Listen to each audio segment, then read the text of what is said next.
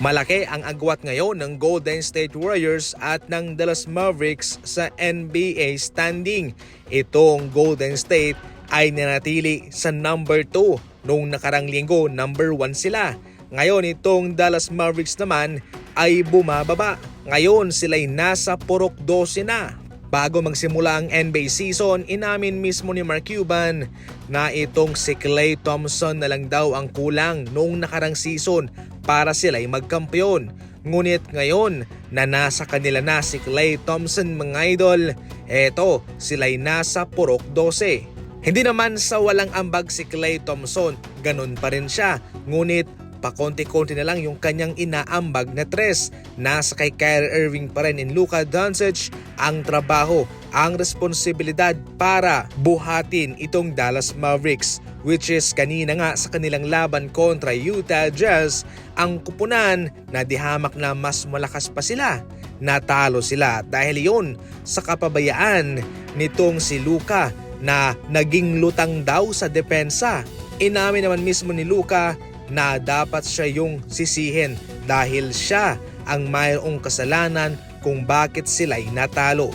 Ngayon mga idol, okay lang si Klay Thompson, subalit mayroong problema itong Dallas Mavericks na kinakaharap sa ngayon. At heto naman yung mga ebidensya sa kanilang huling 4 na mga laban.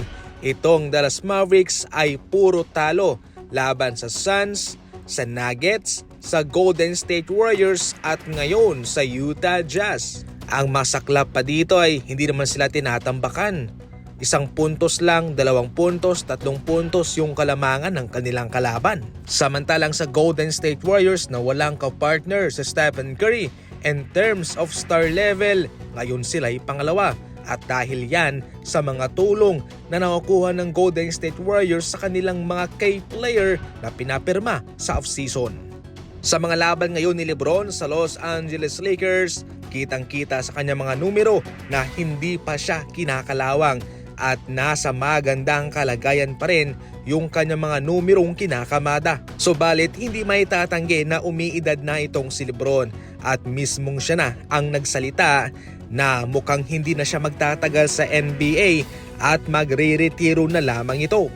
Kahit na nagkaroon siya ng mga injury sa mga nagdaang taon, swerte itong si LeBron dahil hindi siya tinamaan ng ACL injury mga idol na nangangailangan ng at least 1 season na recovery. Milyones ba naman ang kanyang ginagastos sa kanyang pangatawan at kaya napipigilan itong mga major injury ito. Ayon naman sa ESPN senior NBA insider na si Shams, sa kanyang pakiramdam, mukhang huling season na raw ni LeBron sa susunod na taon. Definitely, imbis na tayo'y mangbash, kutyain natin si LeBron, i-appreciate na lang natin ang natitirang taon niya, natitirang panahon niya sa liga habang tayo'y nakakasaksi pa ng isang LeBron. Sapagkat sa totoo lang, aminin naman natin o hindi, wala na talagang susunod na LeBron sa NBA.